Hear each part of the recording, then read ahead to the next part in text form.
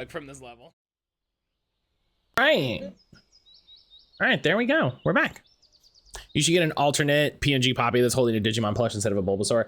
I've actually thought about getting an alternate body done for getting an alternate body done for it so that I could change it to like you know, playing cards or something specific, you know? I have thought about getting a new little body, and thankfully it's just like the body's its own little PNG. So it's actually super easy to update. Their on-screen feed on the away screen didn't like that. Yeah, I've noticed some of the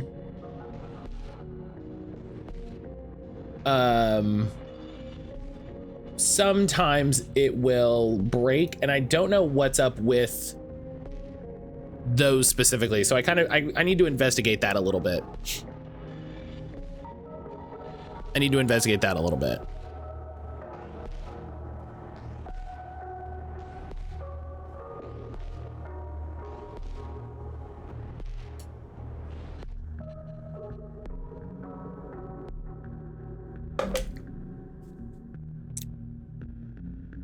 But yeah, so next 2 weeks. Yeah, 2 weeks. 2 weeks. We'll have a little Digimon stream.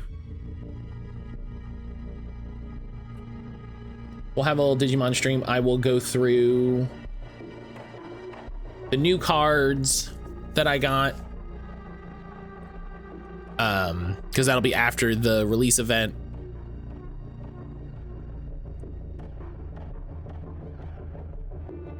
I looked up to see, excuse me, I looked up to see if there were any,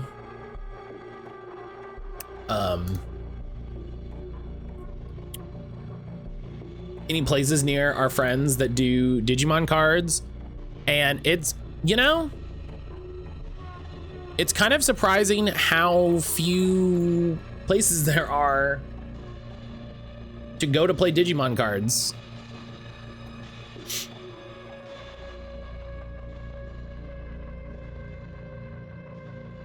It's kind of interesting how few places there are.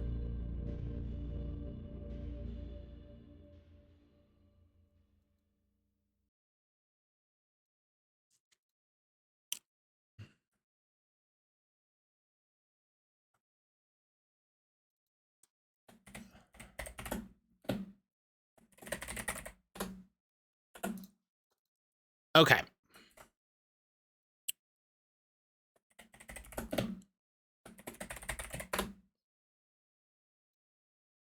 Okay, so if we go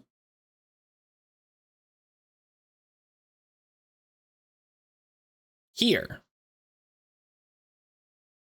Haha. Oh, I forgot I accidentally closed PNG Poppy. Shit.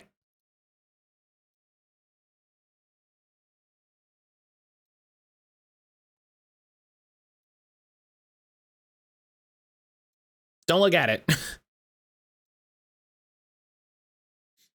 Why does the music break when I switch scenes?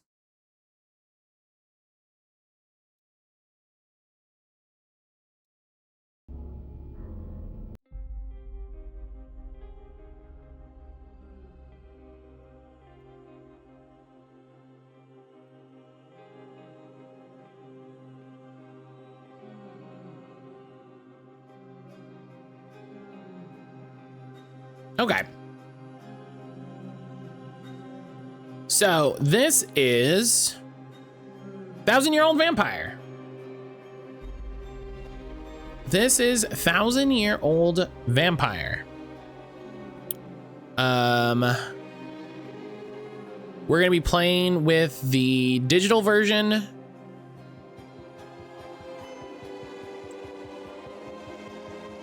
And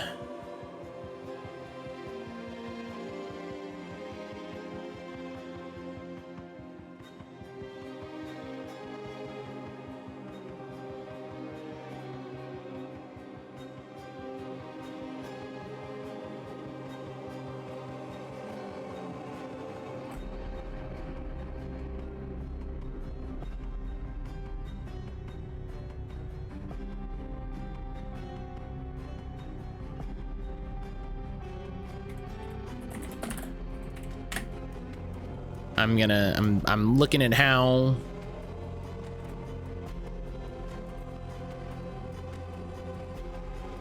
this is working, because I should just be able to. Hell yeah. Look at that. We did it. And do I have to have that open?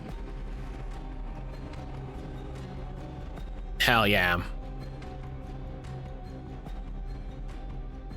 Okay. So, I also want to do this.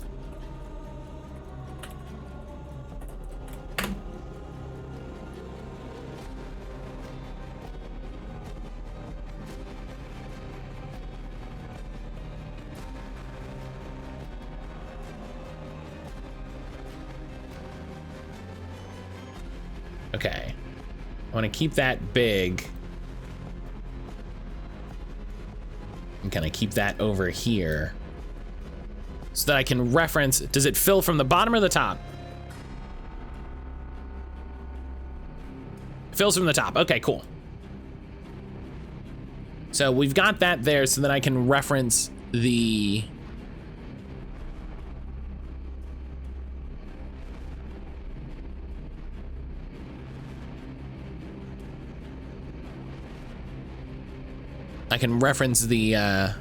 the rolls.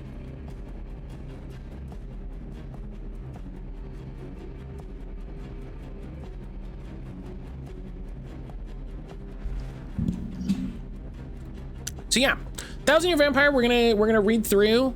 I've got my sort of journal here so I can take notes on how the game works.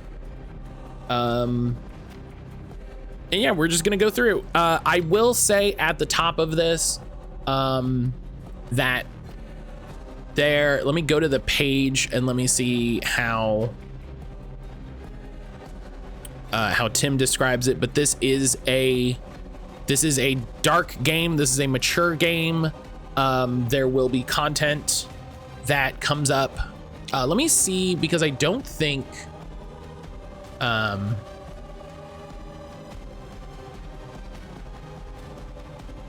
so you just put that on the thing. Get out of here.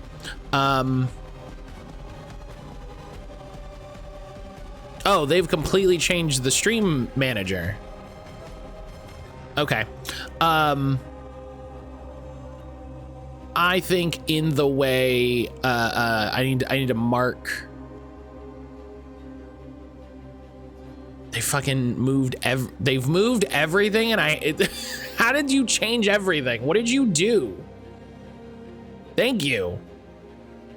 I'm gonna mark that this is a mature game. I cannot.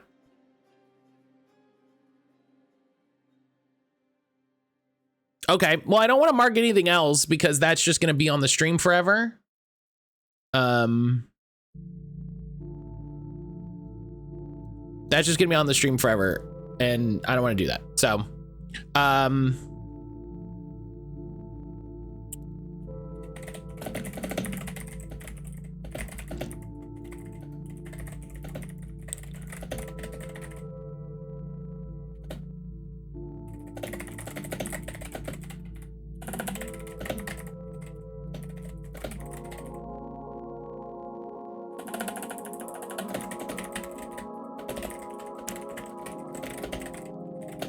all right.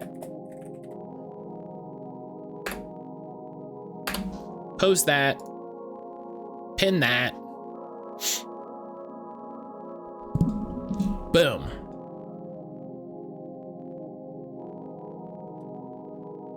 So now we can get started. So this is the sort of title screen of the book that I really like. I almost like picked up the book and showed it to you as though there's a way for you to see how the game looks. How legible is it? Could it get, could we stand to zoom in a little bit?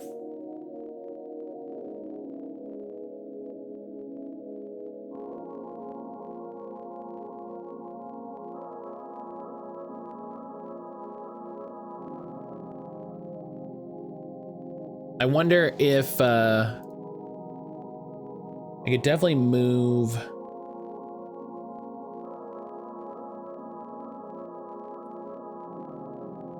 Chat over a little bit. I don't know why the Ko-fi thing is right there. Again, like I always want it as a little bug in the corner.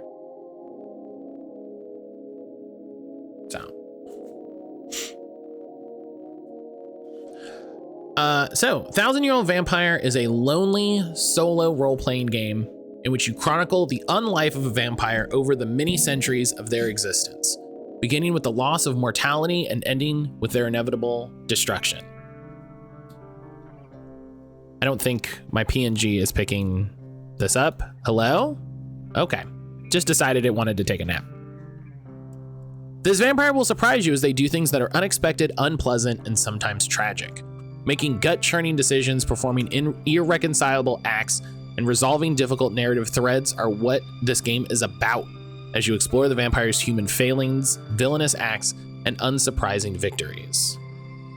All kinds of blood stuff is a good trigger warning. Well, because it's like, you're gonna be drinking blood, you might be spilling blood, you might be like, you know, we might do a Deacon Frost blood party. You know, there's a lot of things that could happen.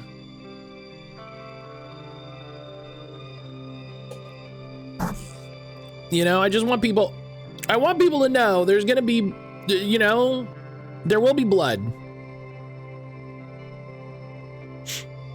Game mechanics are simple and intuitive. Play progresses semi-randomly through the prompt section of this book. Answer prompts to learn about your vampire's wants and needs, to learn what challenges they face, and to chart their decline into senescence. I'm not familiar with that word. Build up a character record of memories and then lose them to the inexorable crush of time. See everyone you've loved and hated grow old and die, then turn to dust. You know? And then here's the big thing. The big thing. While playing this game, you will encounter themes of death, selfishness, and predation. Your character may be injured, victimized, trapped, or killed. Your character will murder and victimize people of all sorts, possibly including children, animals, loved ones, marginalized people, or themselves. You might find yourself exploring themes of imperialism, colonialism, or oppression. Characters might engage in self-harm or drug abuse, illness, debilitation, and body horror may come into play. Your character may have their memories altered. They will certainly forget important things. Some of this will emerge from the prompts, some will emerge of the choices you make as the player. This is a personal, challenging game for mature adults. Please play hard, but stay aware of yourself and your feelings. Some good thoughts about safety in solo games can be found in Appendix 3, which is great. I've not read Appendix 3, but I appreciate that it is part of the game. What you need to play.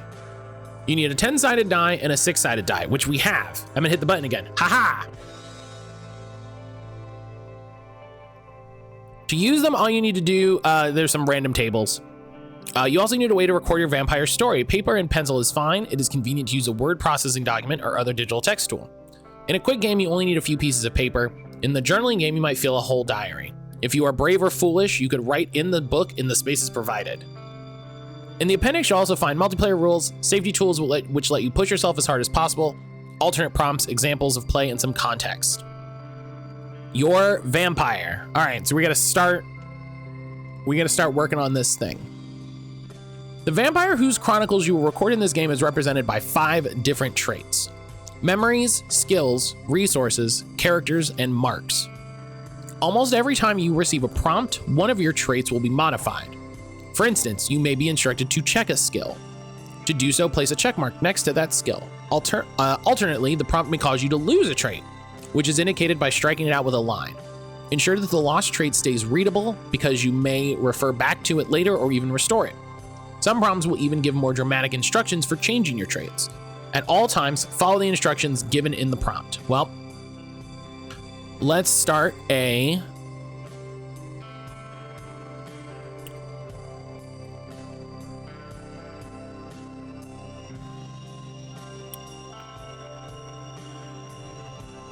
Let's start a...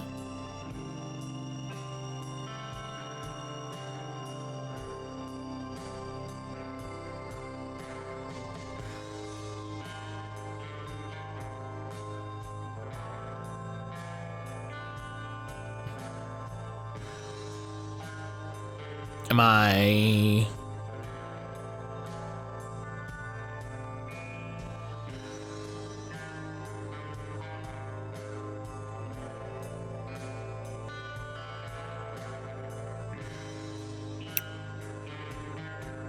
Am I stupid? Am I missing a checkbox?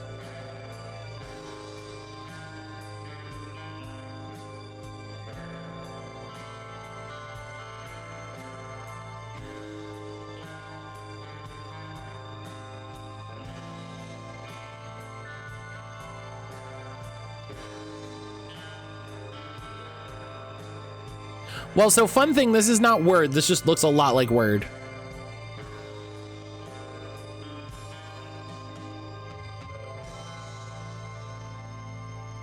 I'm useless here then? Jackie, no. You're wonderful.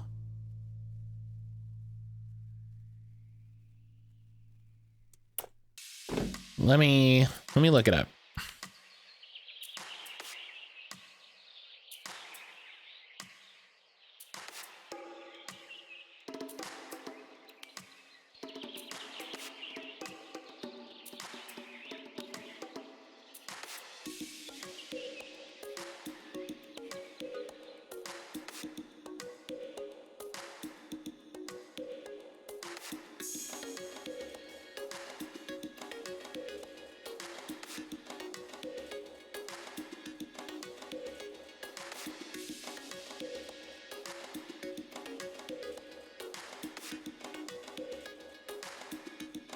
I'm sorry, you don't support checkboxes? Okay.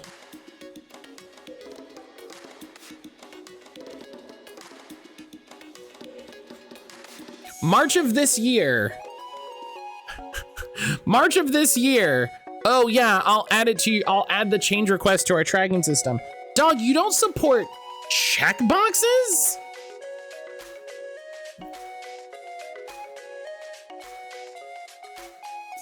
Like, I get that this is a third-party thing, but... Okay. I'm angry too! It's not, it's not the thing I would have expected.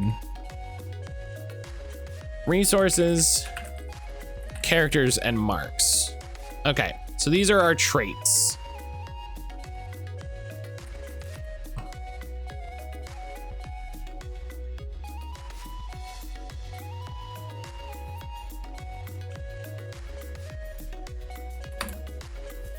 These are our traits. Memories and experiences are important moments that have shaped your vampire, crystallized in writing. They make up the core of the vampire's self, the things they know and care about. An experience is a particular event. A memory is an arc of experiences that are tied together by subject or theme. Experiences cover a particular event, but the amount of time represented by that event might vary drastically. An experience might describe a few seconds of impactful events, or it might cover 200 years of lurking in an old castle. Almost every prompt will create an experience, and experiences eventually combine with one another to become memories. But there's only so much your vampire can remember. To reflect this limitation, there's only a finite amount of space for memories on your record sheet. I could not find a downloadable, editable PDF record sheet. Old memories will be lost over the course of the game, making room for new ones. You will need to make difficult choices about which memories to preserve and which to forget. These hard decisions are the core of the game. In game terms, an experience is a single sentence that describes the resolution of a prompt. Memories are a collection of related experiences built up over time. Your vampire begins the game with space for 5 memories, each of which can contain up to 3 experiences. Okay, so we've got memories. 1.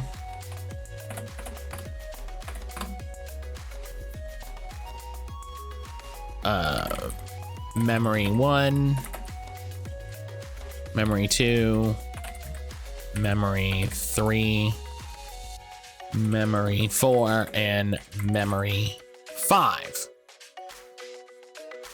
And having a limited memory is so relatable. And each of them can contain up to 3 experiences. So I need to experience 1, experience 2, experience 3. Maybe you're, you know, Jackie, maybe you're a vampire. Maybe you're a vampire.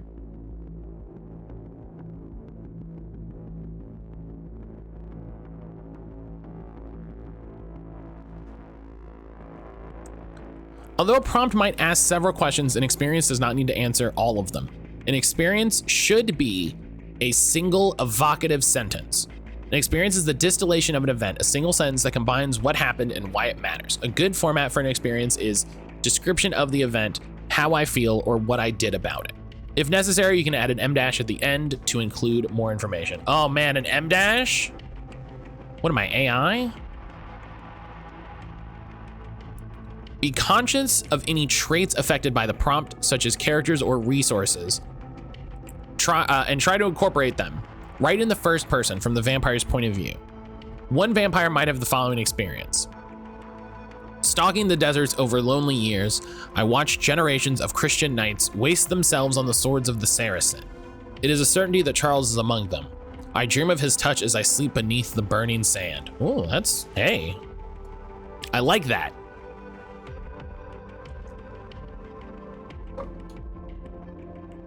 I like that because it makes it sound like the Crusades were gay.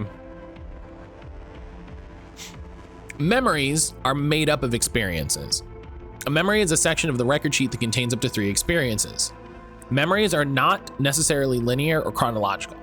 If a new, weren't they? No, the Christian church waging war on the Muslim people for generations. No. Muslim? Islam?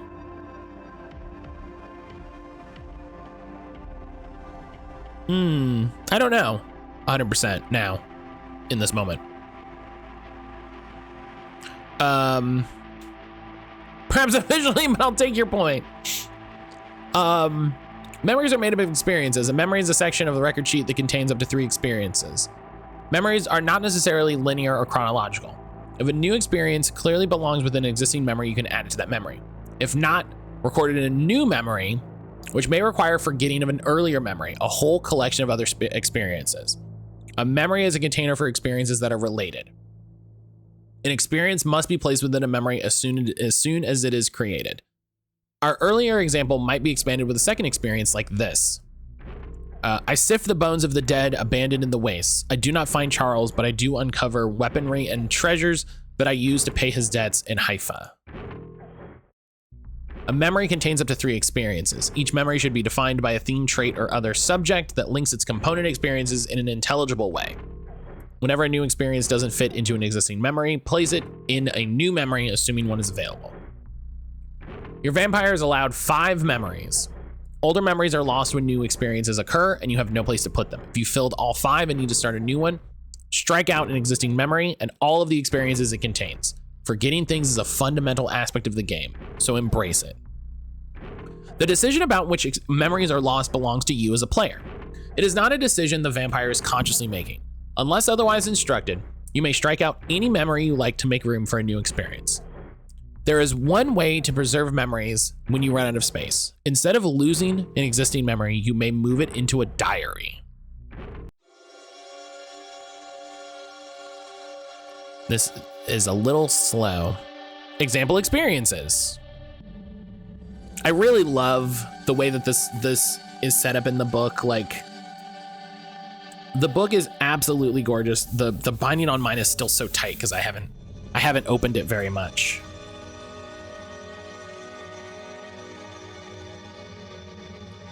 So, diary.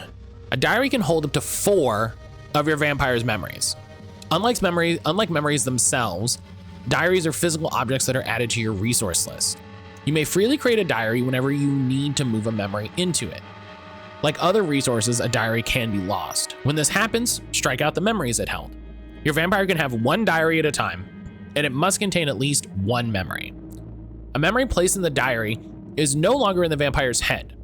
It exists only in the diary, and the vampire accepts whatever is written as truth. Once a memory has been transferred to a diary, you may not add any further experiences to that memory. To move a memory to your diary, simply indicate the memory is now written in the diary. For example, you might write diary next to the memory or connect it to the diary icon on the character sheet with a drawn arrow. I'm gonna read Matt's diary. When Matt's vampire is sleeping in their coffin during the day, as all vampires do, I'm gonna break in there and read a memory. When you create a diary, give it a short description and add it to the resource list. It might say something like diary, a sturdy leather-bound book. Diary, a collection of pictogram-adorned pots. Diary, gold filigree signs bordering a frightening ritual mask. All the vampire celebrity crushes, embarrassing moments at school. Yeah. Skills describe the capabilities and characteristics of your vampire. They indicate what the vampire can do and what they might do. I just wanted to share that little guy. I love him. Thank you, Brian. Thank you, buddy. Swordplay, relaxing banter, operate heavy machinery. I do not blink the sand away, and I teach the Namisana, I probably said that wrong, are all acceptable skills.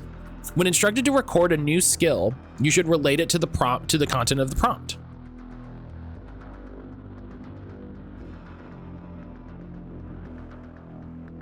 I don't know that joke, Brian. What will it feel like for a vampire to use a skill tied to a memory that's been long lost? Some prompts will instruct you to check a skill. To do this, place a check mark next to that skill on your record sheet. Mechanically, this indicates the skill's been used. Narratively, a checked skill gives you something to flavor your answers to later prompts. If unchecked skills are what your vampire is capable of, checked skills are what they have done. They are part of your vampire's being. They are who the vampire is. Of course, it is entirely possible your vampire might have skills that you do not want to check. Instead of fighting this, revel in the plight of your inhumane vampire when they go to help a friend out of a bureaucratic jam and find that the only skill they can check is rage and kill. You can only check a skill once. If you're instructed to lose a skill, strike it out. It is gone and no longer influences the way your vampire moves through the world. Too bad we can't get some sparkles on the PNG. That'd be funny. Resources. Assets are structures that are useful to your vampire or items that they value. Knightly equipage. A loyal impy? I don't know what that is. A diamond tiara. The castle Umbrecht. A business empire. A lucky penny. A screened-in Carabanc. Again, I don't know what that is. A Roman legion. The silvered key to the Potence treasure vault. A carboy of acid? There's so many words. A box of tallow candles are all acceptable and engaging resources. In the prompts, there will occasionally be reference made to stationary resources. These are possessions that cannot be physically hauled away with the vampire when they leave the area. Examples might be a haunted cave, an elephant-sized statue of Set, a chandelier, a hidden pit house, a hereditary title to land. I don't know, I feel like I take that hereditary title with me when I leave the scene. When a prompt instructs you to create resources, be sure to create resources that are contextually appropriate, even if this leads to resources that aren't necessarily the most exciting or useful. When a prompt causes your vampire to lose a resource, strike it out. Leave the entry legible because lost things might come back in time. Let your available resource flavor how you write your experiences. Curry your horse, ply your whip, command your submarine. Let resources figure prominently when you are made to strike them out. Don't just lose your mansion, but burn it to the ground. Or at least describe a fierce legal battle over the deed. Don't limit your vampire stuff to the resources listed on the record sheet when answering prompts. Of course your rich Flemish vampire will have a fencing foil if one is needed. It's just not a resource that can be spent to satisfy the mechanical needs of the game. If tools or homes or tombs are needed for narrative color, you may create them as needed. Just don't write them down. All right, I like that. Characters are people with whom your vampire has a relationship. Each character should be named and described in a sentence fragment, such as Lawrence Holmuller, descendants of Baron Holmuller, or Sister Adelpho, a meddlesome nun. God, you love a meddlesome nun. This is making me want to play Vampire, that I know Emily has been playing. I feel like that game has a couple meddlesome nuns. Add more descriptors each time you interact with them in the course of resolving a prompt. Lawrence, from the previous example, might become Lawrence Homeler, descendants of Baron Homeler. I freed him from a Turkish prison. I thought that said I fed him to a Turkish person. And that's a different thing. Those are two very different sentences. If it makes sense to include a character when resolving a prompt, do so even if the prompt doesn't tell you to include a character. In addition, create a new character if a prompt instructs you to include one, but none are available. A friend of mine has a Time Lord OC known as the Meddling Nun. She's evil. That's not bad. A character can be mortal or immortal. You will be told which type when you're instructed to create a new character. Mortals are regular human beings or other creatures that die with the passage of time. Immortals, on the other hand, are supernatural beings for whom time has little meaning. They might be other vampires, angels or demons, ghosts, scientific experiments gone wrong, forgotten deities, underground lurkers, meddlesome ancestors, invisible shamblers, softly spoken animated corpses, household gods or sprites, disembodied hands enduring cursed existences under bell jars, or anything else subtly bizarre. That's a lot. Occasionally, you'll realize that a mortal might have died of old age. This might happen every 4 or 5 I like the idea that it's like, wait, enough time has passed. That person is certainly dead. That person's probably dead. I like that. When it does, strike out the character's name. Excuse me. Outside of this, characters cannot be killed unless a prompt tells you to do so, but you can otherwise narrow about them as you would like.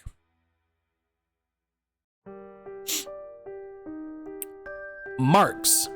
A mark is a visible indication of your vampire's undying state, or any other thing that sets them apart from mortal people.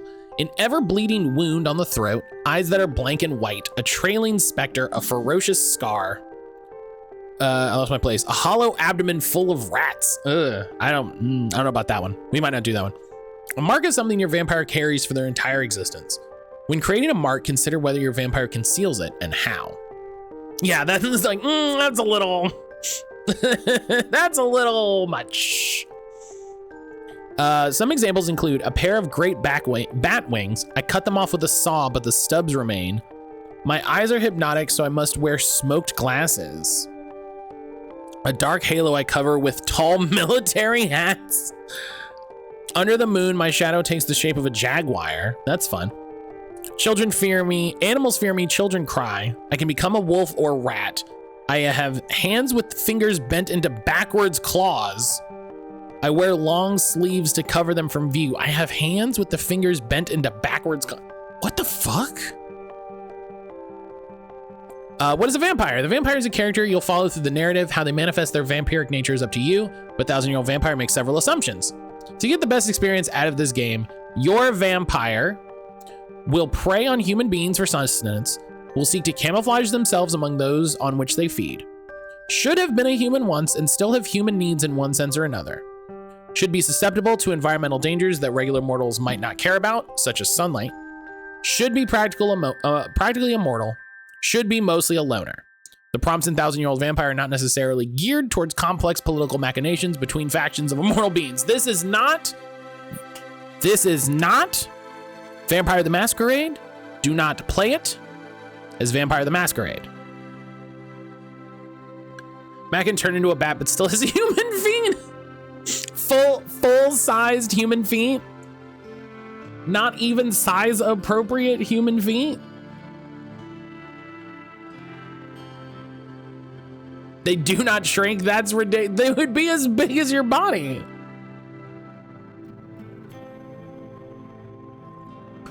Vampire creation. Start by imagining a person in the distant past. A Roman emperor, a Mesopotamian midwife, a French knight. This person will become your vampire. Imagine when and where they were born and who they were in life. Start a memory with one experience that encapsulates their history. For example, I am Henri, son of John, born near the Lorry Valley in the 13th century of our Lord. I am a poor knight swindled out of my inheritance. This first experience is a little different than most experiences in that it's a broad summary of the vampire's life before becoming an undead thing. This experience will be slotted into the character director's first memory. Next, create at least 3 mortals and add them to the vampire record sheet. Okay, let's come up with our vampire. We are going to title this memory roughly who we are.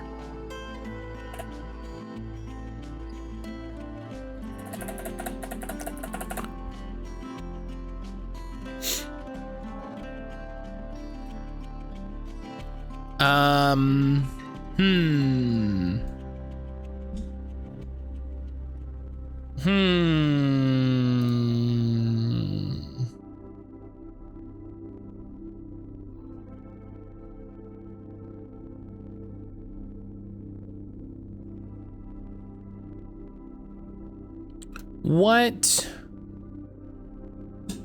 I don't want to be a court jester.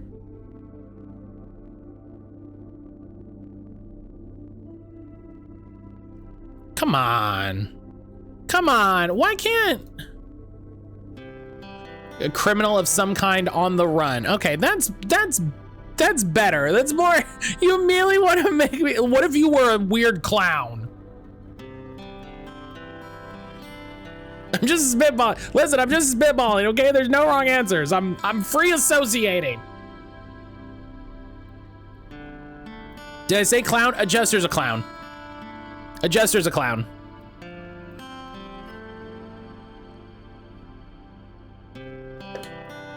A jester is under the subheading of clown. Jester's a subtype of clown. Ugh, fine.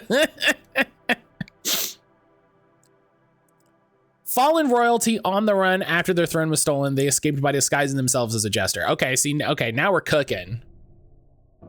Now we're cooking. Okay, I like this. I like this. Sage is playing nicely in the space.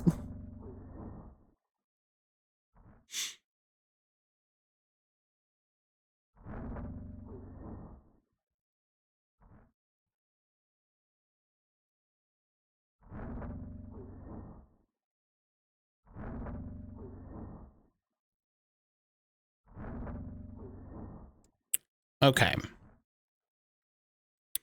I need a name generator. Something X royalty is interesting.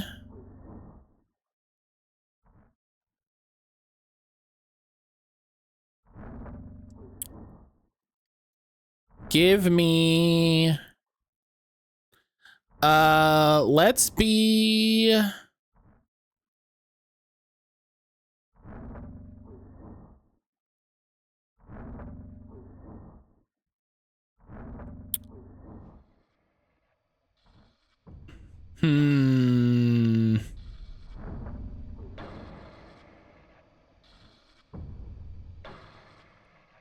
kind of like how Megan and Henry got kicked out of the family. Yeah, we can build on it.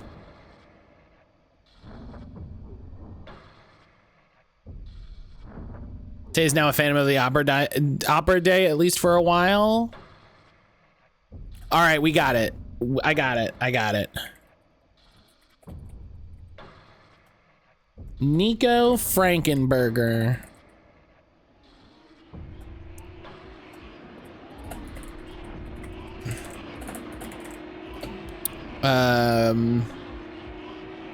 Yeah, you know, sometimes you hit a random name generator and something pops up and you like it.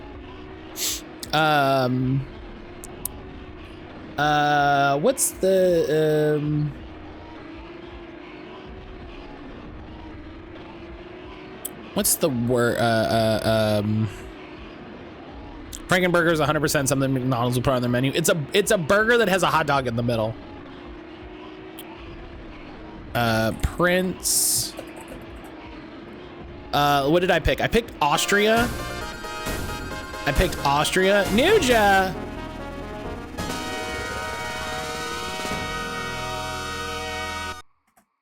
Nuja, hello.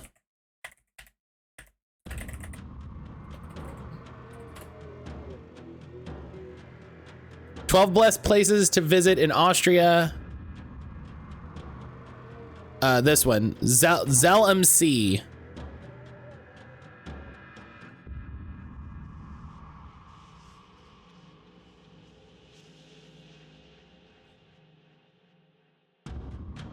No, Salzburg. Salzburg, classic. Ousted by political rabble.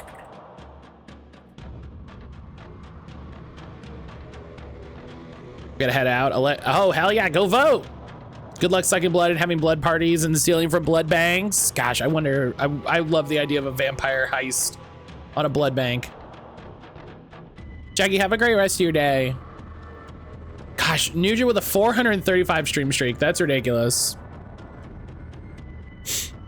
That is ridiculous. Nuja, I hope you're doing well. Hope you're doing well today. Okay. Now we have to create at least 3 mortals and add them to our character sheet. So mortal. I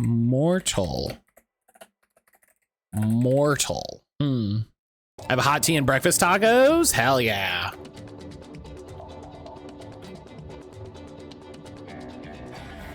These mortals will have a relationship with your vampire relatives, friends and lovers, enemies, mentors, debtors, or anything else appropriate for the time and place. Describe your character in a few words. Know these characters can and should be very important, but will not be around for long. Maybe I'm the prince, so I would need my father. Oscar Frankenberger.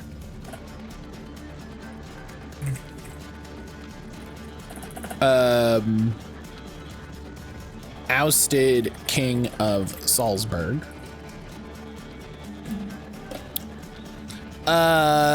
Maybe some sort of butler or a footman? A footman?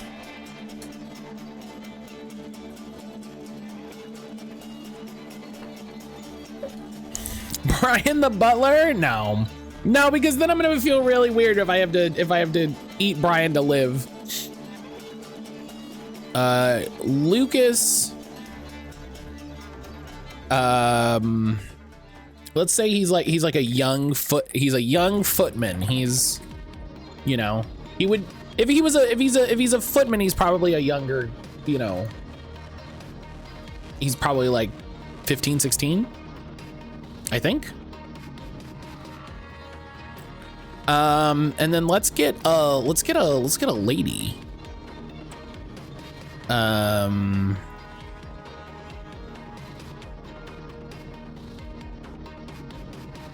Oh, I like the name Teresa Reinhardt. That's a fun, you know what? Maybe Teresa Reinhardt.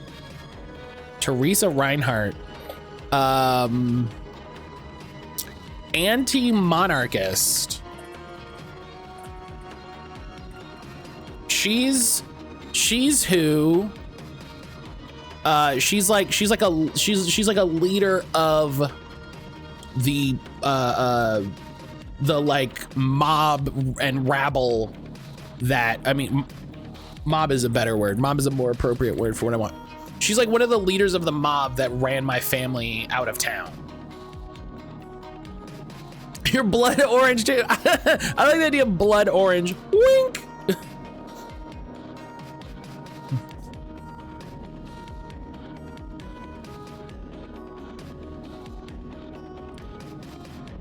Your blood orange. Wink, wink, wink, wink.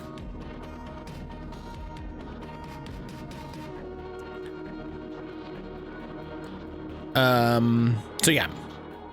There's a misunderstanding on what a Bloody Mary was. Yeah, they were you run out because you're a monarchy, because you were vampires? I believe you start as a mortal. I believe you start as a non-vampire, and then I'm guessing something will occur that makes you a vampire. Give your vampire, yeah, your vampire to be. 3 skills fitting for their lot in life, and 3 resources they obtained while still mortal. Remember, resources can be almost anything, big, small. A resource is a resource, whether it's obsidian knife or a fleet of warships. So I need 3 skills and 3 resources. And then resources. Skills. Skills are interesting.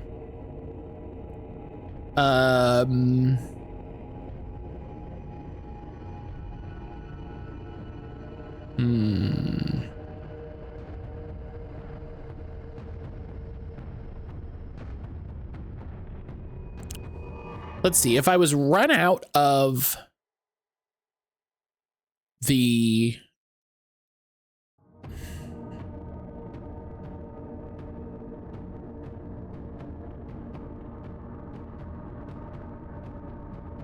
we're run out of the kingdom, so we don't have very much with us. I can see Nico being well educated. Yeah, I would think so. And I think that's a thing that's the game sort of talks about, like stuff that makes sense to have, but is not necessarily a thing you're going to lose, or could lose.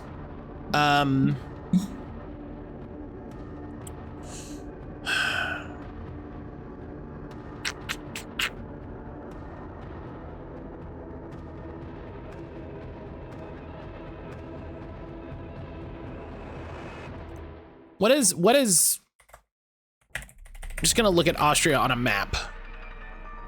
Just a map of Austria.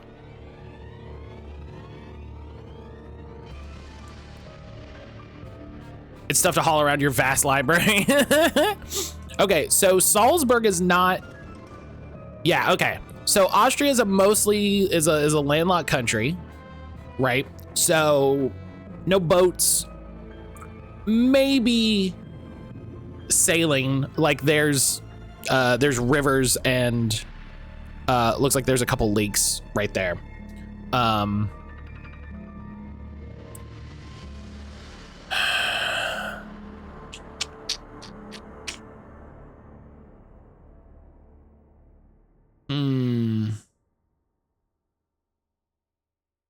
It's very mountainous. That's interesting. Eloquent speaker is good. I like that. There's a topographical map of Austria, and it's very mountainous. That's very interesting.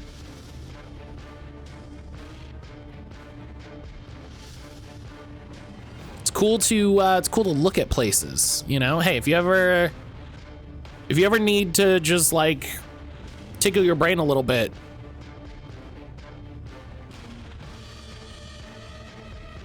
just look at a map. It's a big music center. I know nothing about Austria. I just picked something. So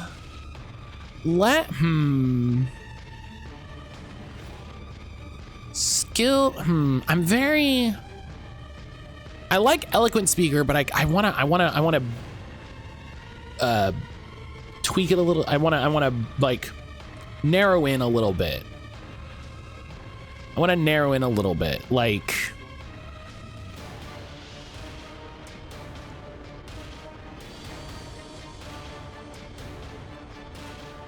I keep coming back to like gentle way with words because I want something that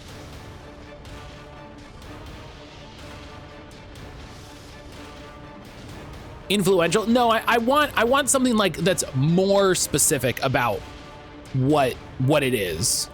Do you know what I mean?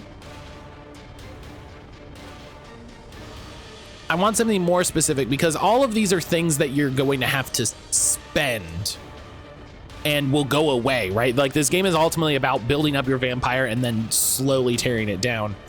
And so like I want our examples and our specifics to be things that will go away and be destroyed and be ruined or so.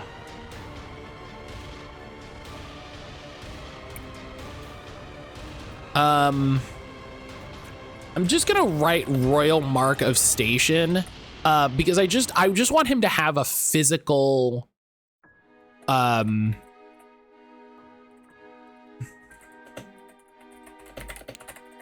want him to have some sort of physical object that relates to his royal bloodline.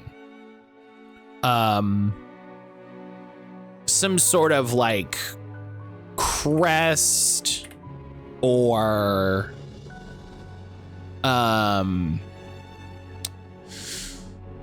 like a locket. Bigger, maybe a signet ring, kind of bigger than a signet. The way that it's kind of gaudy, you know, like a crest, a pendant, like something that is almost annoying with how big and kind of specific it is. But it could be a ring. It could be a ring. But yeah, something like that. Like a military sword that can be carried. Right, yeah. So something that is physical and kind of larger in particular. Kira, hello. And something that they would definitely grab like as they're leaving the castle, right? Something that they would definitely make a point to take. Kira, how are you doing today? Oh, well, I guess this is my memories, so we don't need memories. Memories are down here.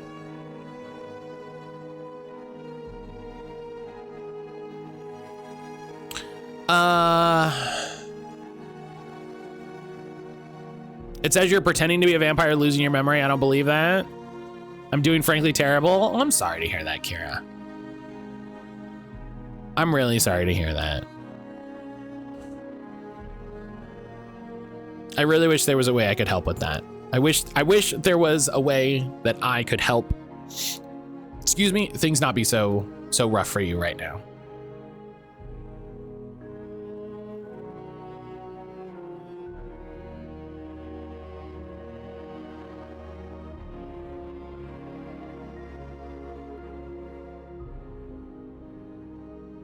Wait a minute, Mark is playing a card game. Hell yeah. Mark is playing a board game too. You love to see it. Okay. Gosh, what other sort of thing? I do like the idea of him having a nice ring.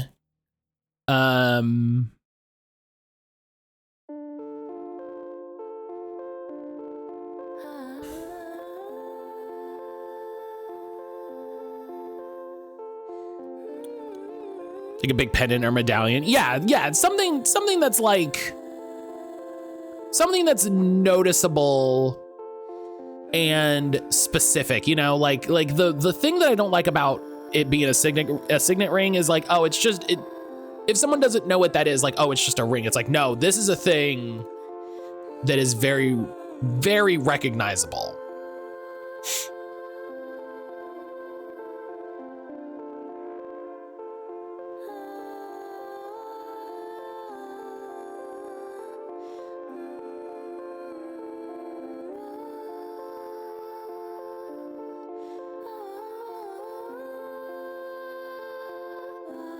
A prince might have a crown. Yeah, I was thinking of what sort of royal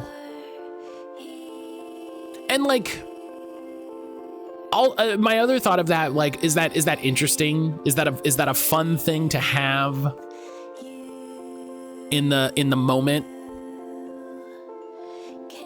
You know what? Let's put these two things together. Let's put these two things. He has a crown. He has a crown. He has a crown. I'm like, I want a physical object that's kind of hard to conceal and is very specific to people he just has a fucking crown. Boom, done. Let's not be clever about it. Let's just let's just say the thing, right? He has the crown of the prince. Like, very, very specific, very known. It has jewels, and let's say it also has like I don't know if it have a sigil of his, it could have a sigil of his house. Yeah. It gives us something to play with. It gives us something to play with.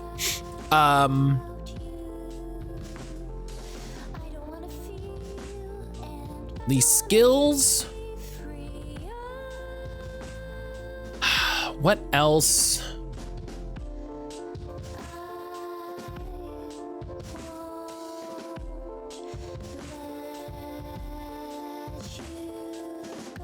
Just be a diadem, basically a ring for your head. I do love a good diadem. Diadems are cool. I like seeing diadems pop up in video games and stuff. Okay, let's knock out some skills. Let's look back at examples of skills, because skills are things they can do or will do, right? So I could have a skill related to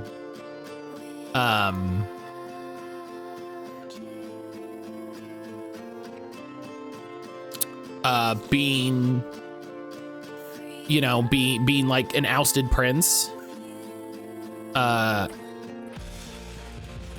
I will I don't know if I want to write it like that. And this is a thing of just like, you know, perfect is the enemy of good. I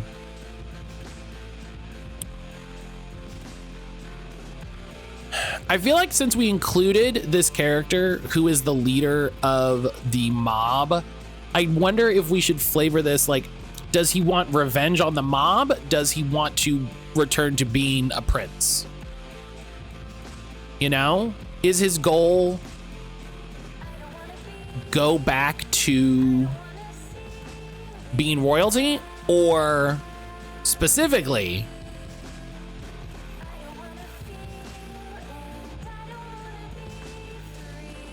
you could be skilled at horseback, firearms, and tracking.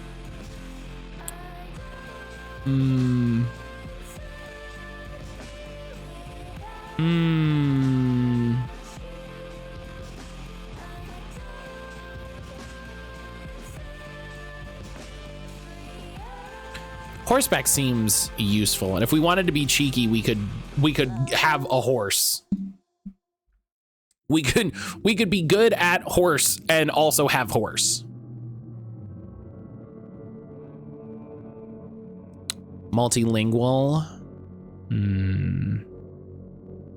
Yeah, because that's an interesting thing to be able to use and then sort of highlight its loss. I like that. I'm just gonna write multilingual, and that if we want to come up with a more interesting way to frame it, well, then this would be horseman training. And I need a horse name. Resources, steel case copy of Persona 5 Royal.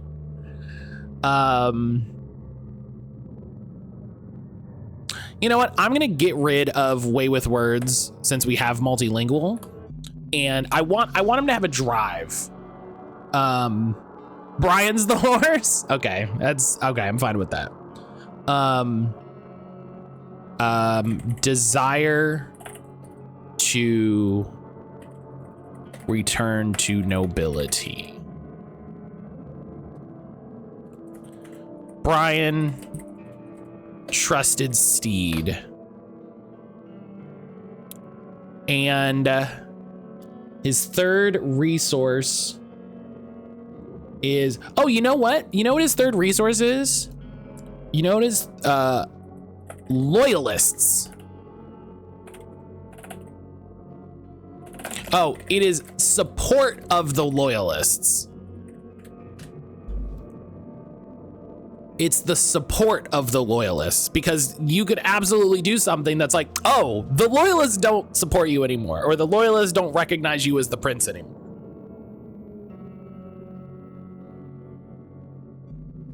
That's fun. Yeah, these things go together really, really fun. Okay.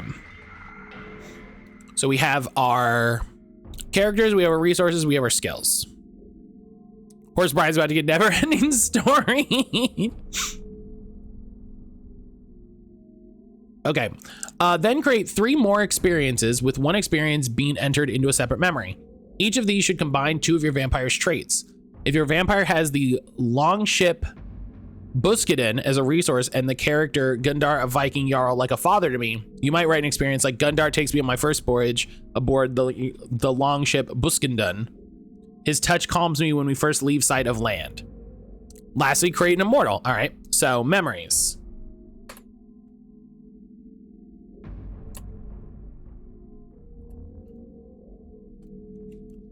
So let's see. It says combine.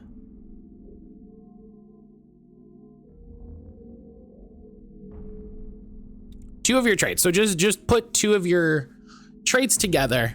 So yeah, so desire to return to nobility and Teresa Reinhardt.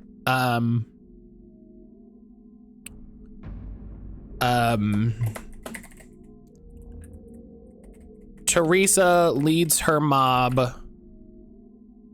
in siege of my family's castle.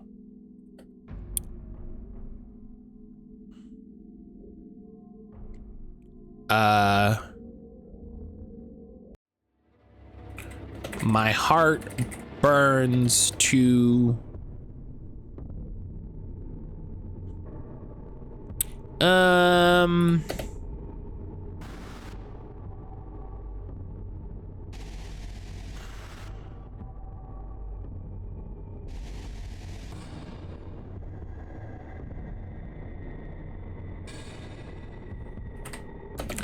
my heart aches to return to that place. Two,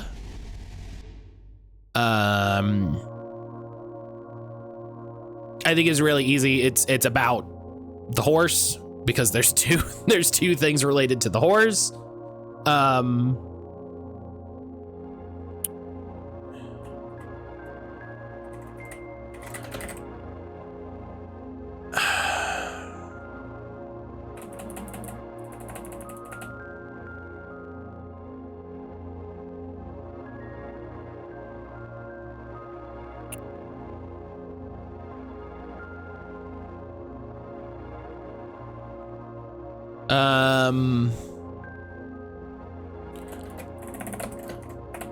I have spent years.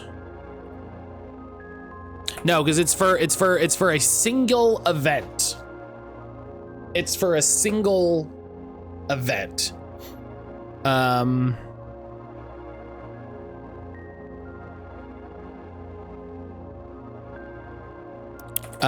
Brian safely carried Lucas and myself to safety. He shall be with me always. And 4, or I guess memory 4.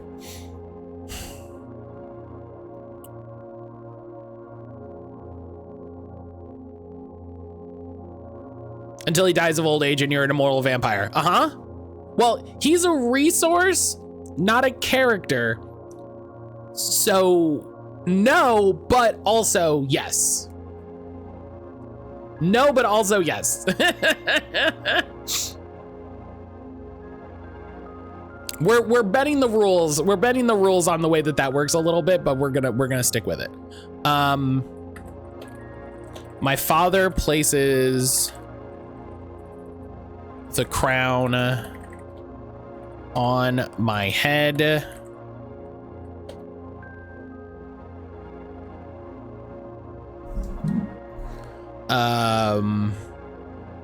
He's a resource, not a character. Matt's on their CEO arc. Green bean, hello. Yeah, he's an asset, not a character. It doesn't.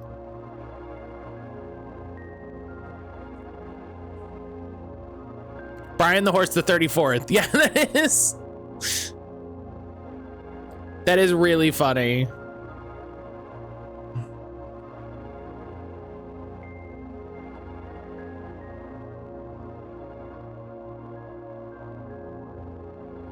Just name every horse Brian, yeah.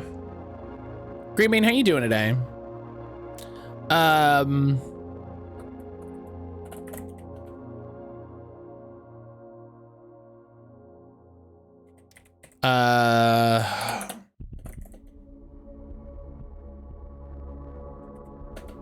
Slept poorly, but otherwise okay. Well, I'm sorry to hear that. That's always rough.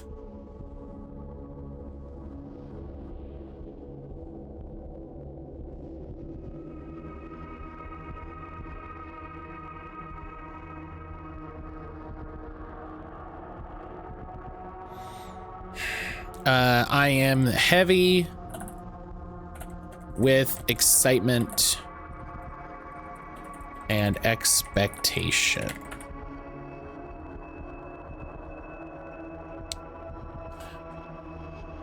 Lastly, create a mortal. This is the character that gifted or cursed your vampire with unlife. Create a mark and an experience that explains how your vampire became a creature of the night. The corresponding experience.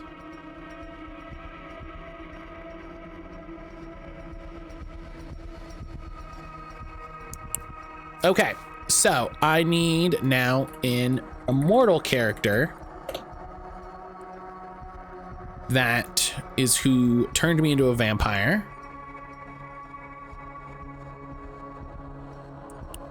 And I said, hey, want to see something cool? And suddenly you're immortal. Check this out.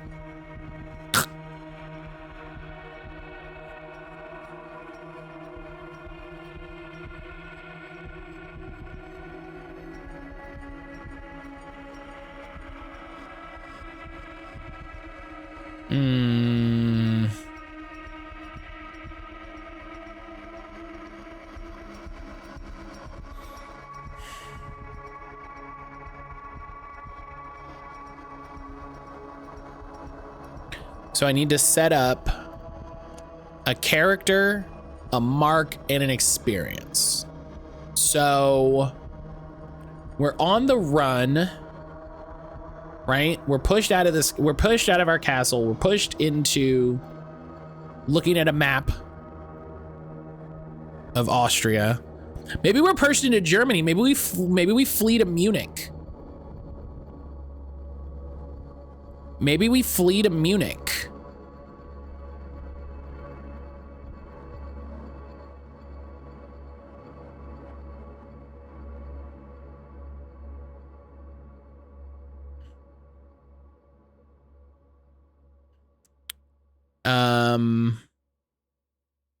So yeah, let's get some German names.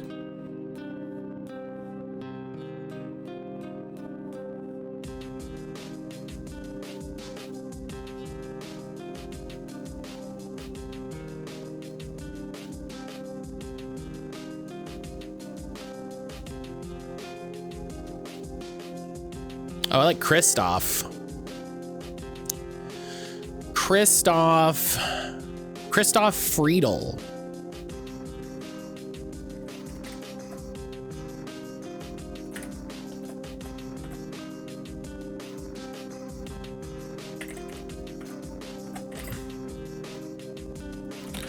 Vampire who turned me.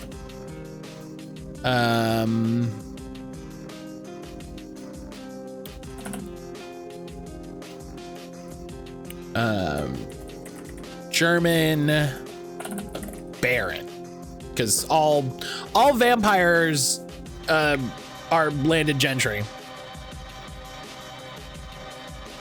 So my fifth memory, I like how this sets up where like you immediately have to forget something. You will immediately have to forget something. Oh, I got it. Baron Friedel took my... It's racist to become vampires. Dracula lived in castle because he was a count, not because he was a vampire. Sounds like me in my late 30s immediately forget something. Melikton? Malenkta? That's what they're. I don't know how to handle that C there. Is it Thon? Melanthon? Melankthon. That's wild.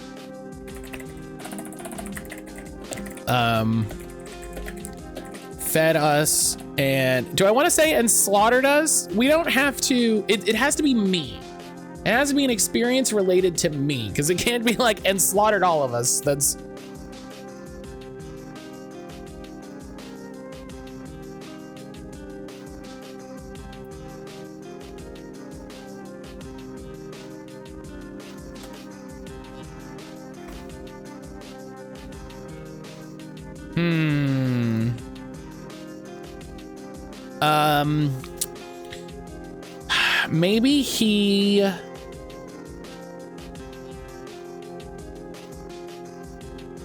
Maybe he like seduced me with power being in the prime of life. Like, you know, he's like, ah, your dad's too old. Like, but you, I feel like I've met everyone who's ever slaughtered my family.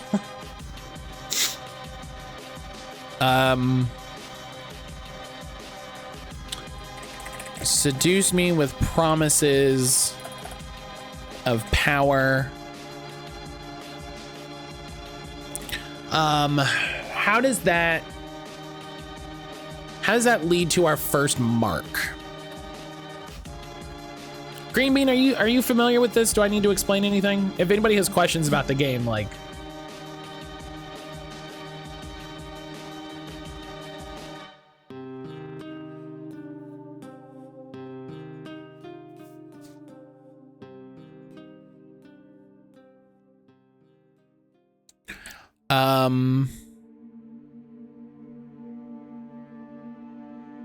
Own this physical book for at least a year. I've never played it. I played enough tabletop things. Hop on the moving train, so to speak. I get you. So right now we're establishing the vampire that turned us, and then we're gonna need to establish a mark, which I want to double check. It's a visible indication, and it sounds like a thing that you need to specifically conceal.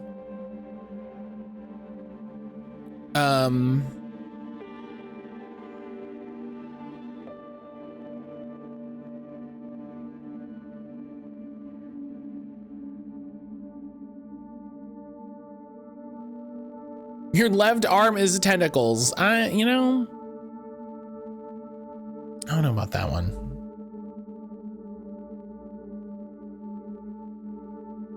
I want to try to stay in some sort of, you know, the sort of classic vampire imagery.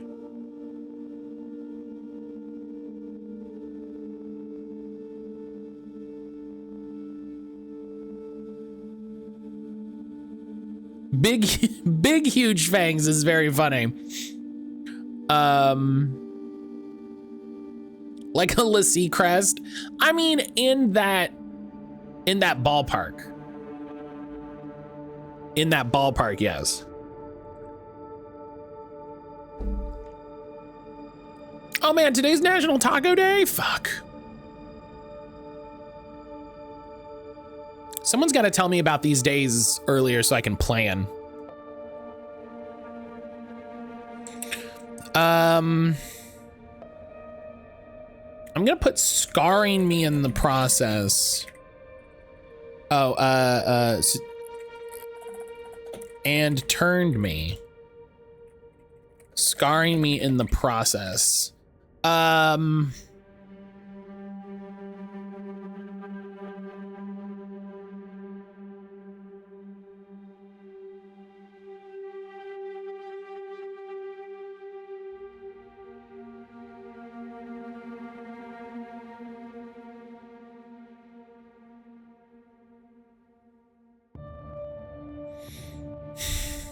It's something that has to be indicative of a new power.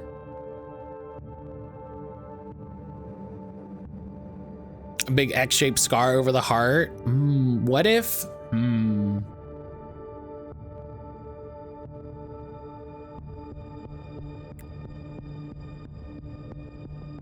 Yeah, what if I had to cut out my heart?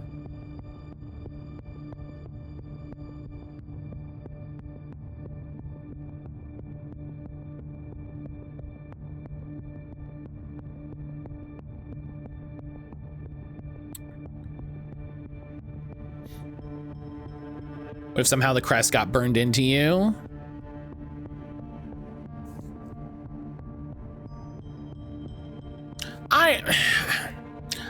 I don't hate the crest being burned into me, but I also don't, that's not a thing that immediately would mark someone like as a monster. Do you know what I mean?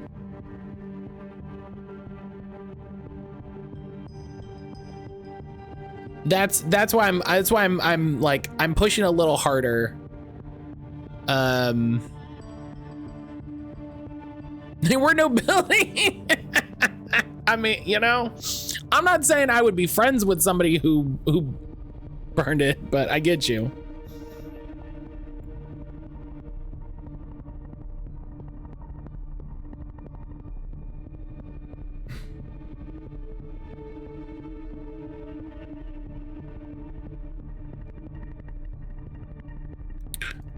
So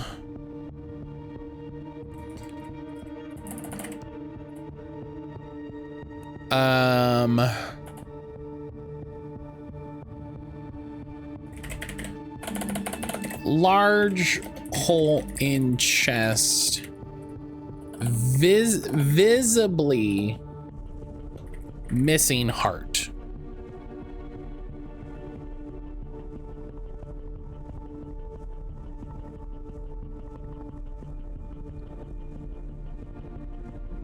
I think that's good. We got something. Excuse me.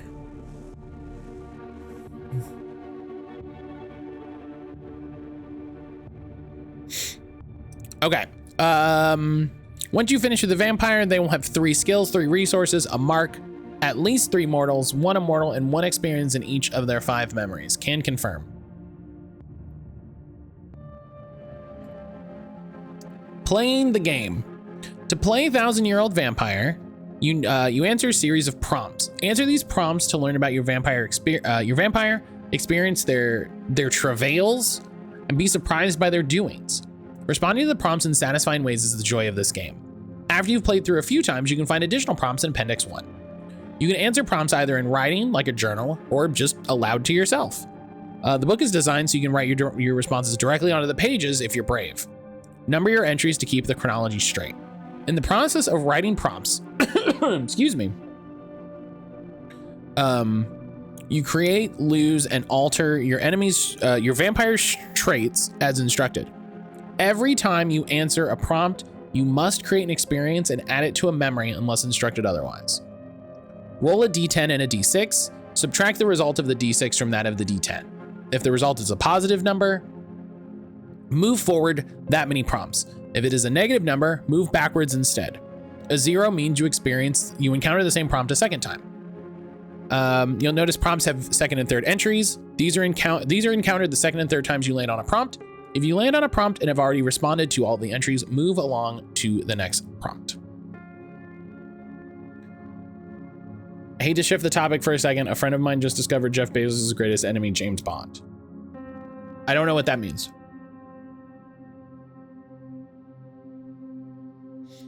If you're instructed to check a skill but have no unchecked skills, lose a resource instead. Likewise, if you cannot lose a resource when instructed to do so, check a skill. When either of these substitutions occurs, it indicates that things have gone very bad for your vampire. Narrate the worst possible outcome. Only skills and resources may be substituted. If you must lose a skill or resource and you have none, then your game is over. Narrate your vampire's demise using the prompt for inspiration. The game ends if you are unable to check or lose a skill or resource when able to do so, or if a prompt tells you the game has ended.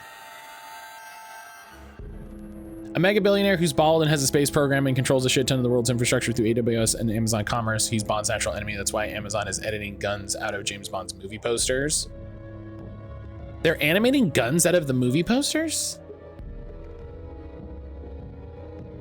I'm guessing by animating you mean they're just AI, like they're just quick AI photoshopping.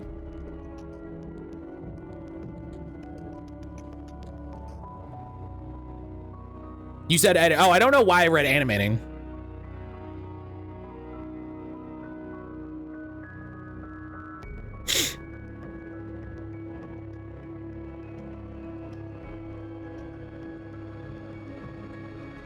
I don't know why I read animating.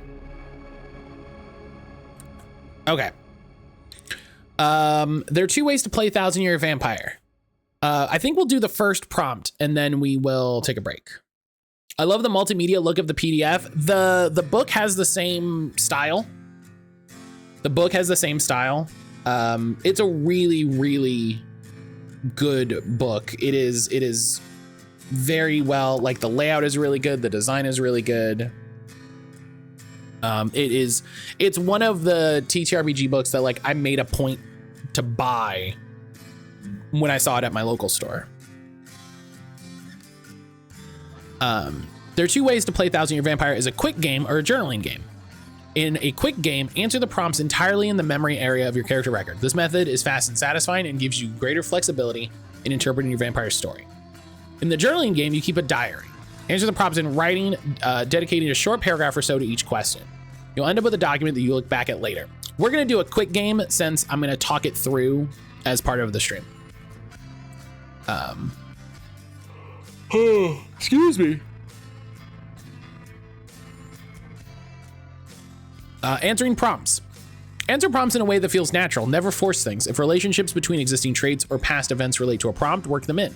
You do not need to answer every question in the prompt. Prompts will often combine to tell stories. If a helpful character was introduced in one prompt and the following prompt has the vampire acquire a new resource, find the relationship between them. Any amount of time can pass between prompts, so several prompts might join together to make a story arc that lasts days or decades. Seed control to the game. Prompts are sparks for creativity and connection. Feel free to gently reinterpret answers to earlier prompts to better make sense of current situations. But you should try not to tie everything together. It's not necessary. Your vampire will live for 1,000 years, and many small, unresolved events will occur during their existence. Sometimes a character will appear and then leave the game without accomplishing anything of note, or a resource will go unused, both of which are fine. That's just how life or unlife is. Overthinking is unhelpful. Not every prompt needs to be important. You do not need to explain every decision you make while answering a prompt. You can let some of it wait until later. Let the game bring back what matters. Be uncomfortable. Your protagonist is a vampire, even if you try to keep them decent and humane. Terrible and delicious things are going to happen. You should have moments of discomfort as prompts combine with constrained resources to result in your vampire murdering loved ones and performing strange deeds. This is a strength of the game, so let darkness fall where it may. Prompts are opportunities to learn about history and the real world. Turn to Wikipedia and read about the different types of Turkish nobility if you need to. The game will wait. I did immediately look up a map of Austria, and we're using mainly, we started with mainly Austrian names and then we're switching into German. We might go back to Austrian, but the passage of time. This game is about the grind of centuries. Your vampire will lose their very memories to the passage of years and must pursue continuous reinvention to keep up with the evolution of society around them. Time is very loose, so imagine its progression as you like. Think about historical events and work them in when it feels right. World wars and political upheavals are hugely important events, even for vampires. Oh man, I just put us in Germany. Shit. For general guidance, consider the first 7 or 8 prompts you answer to be the first busy years after your character becomes a vampire. Everyone they know is still alive, and the world is still the world of their mortal life. By contrast, their early experiences might take place in the early 21st century. Don't fret about specific years, but do watch for obvious breaks in the timeline. A series of prompts might interrelate to tell a small story, only for something to interrupt that story. Take the opportunity to jump a few decades ahead. However, if you reach the game-ending prompt and it's only the 15th century, that's fine too. So, to review, start counting at prompt 1 on the next page. Subtract a D6 from the D10 and move that many prompts. Oh, I should have, I realize now I should have singles. I realize now I should have singles so that we only see the prompt we're looking at.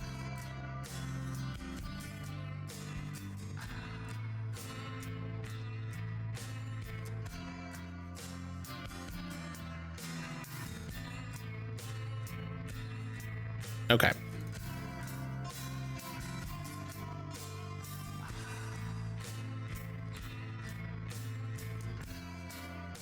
This program really does not like this PDF in a fun way.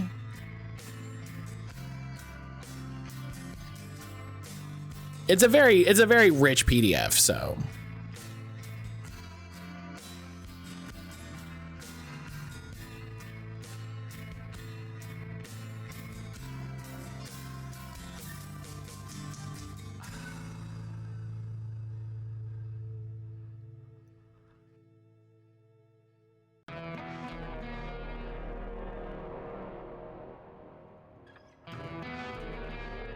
Come on.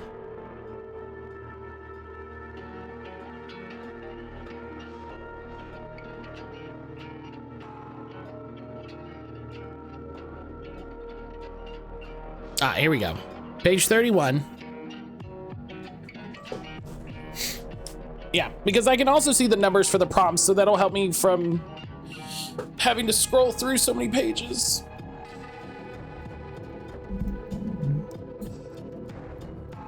Okay. So we start counting on prompt 1, subtract a d6 from a d10, move that many prompts. Great. Great. So let me go to stream roll. Can I clear the dice rolls? If I just refresh, does it go away? Yes. If I'm reading maps correctly, the Austria-Hungary Empire took up parts of Austria, Germany, Hungary, Romania, Poland, and Italy. Okay, so we've got some space we can move in.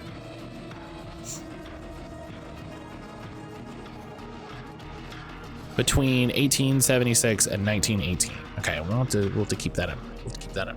Okay, so first roll of the game.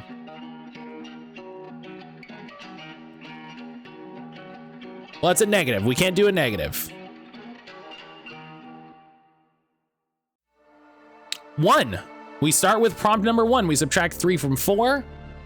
We start with prompt. Matt, you gotta get your shit together. What do you mean get it together? It's random chance. You can't yell at me. Get out of here.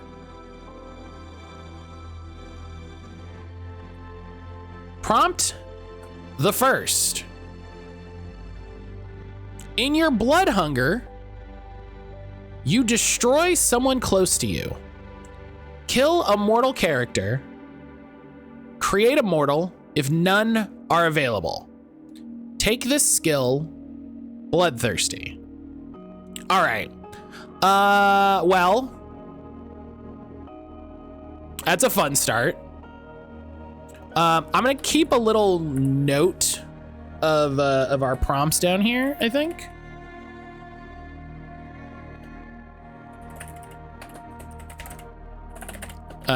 Just in case I need to come back. Rip Footman, that's kind of what I was thinking. That's kind of what I was thinking, because it makes sense that he would be there in, like, it makes sense that he would be with me, you know, like, so fucking, like, Kristoff, like, comes to me in the middle of the night and tells me all of these things about, like, oh, you know, your father has failed, and it is up to you to pick up the task, and I can give you the power that you need, you know, and by doing this, and, you know, Lucas is, you know, in my room or nearby or something, and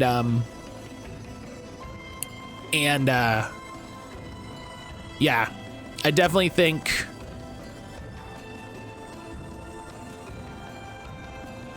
Lucas gets, actually, I think we just delete him entirely.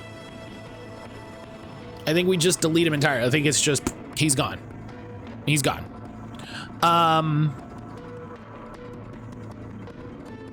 And then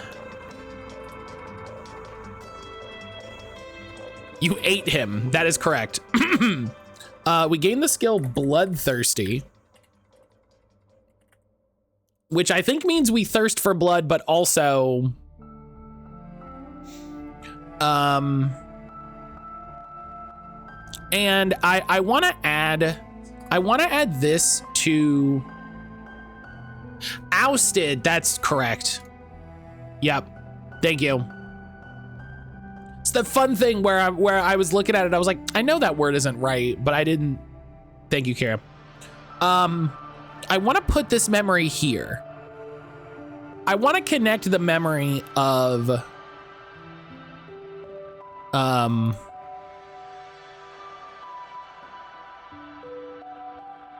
I want to connect the memory of gaining this power to the memory of being crowned the prince.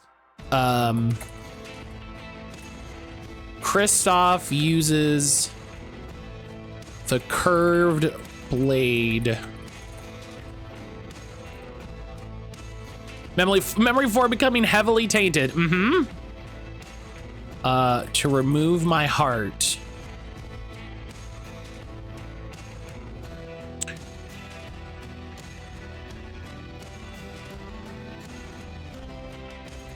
I am cold with its lack.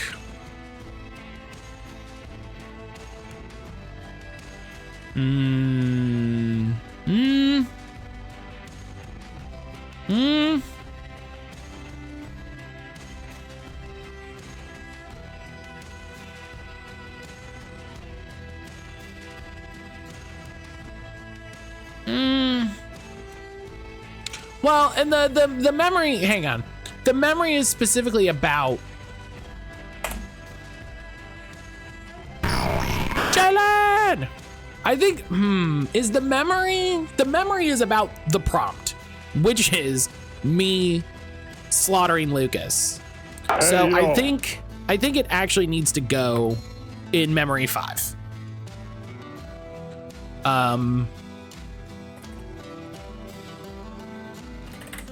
Kristoff uses the arcane blade to carve out my heart. I find myself stronger without it. I like that. I know I wrote it, but I like that. Jalen, how are you, my friend? It's good phrasing. Thank you. Yeah, that's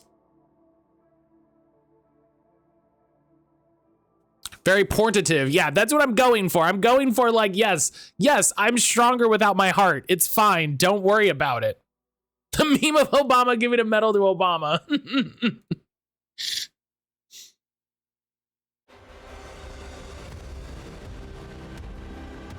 All right. Well, there we go. There we go. So that's our start. That's our start. We killed our loyal footman, Lucas. I'm so sorry. I'm so sorry, Lucas. At least it wasn't Brian, because Brian's not a character. Brian's not a character. He is a resource.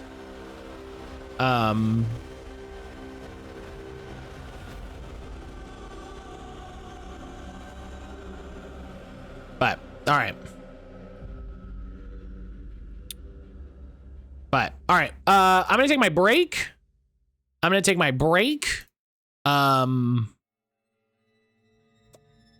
will see everybody back here in just a little bit. We will do more 1,000-year-old vampire. We'll do our games, and then we'll do more 1,000-year-old vampire. Because I'm having a good time. With having, killed my friendly footman. If you haven't recently, hey, listen, I know on this screen I'm just a PNG. In the real world, I'm a human, and you have to make sure you're keeping up with your human needs of food, water, snacks, walking around, getting a little stretching every so often. Make sure if you need to, You go outside, get some fresh air, get some sun on your face, you know, do what you gotta do. But yeah, I'll see everybody back here in just a little bit for Gamedel and more Bloody Vampire Times.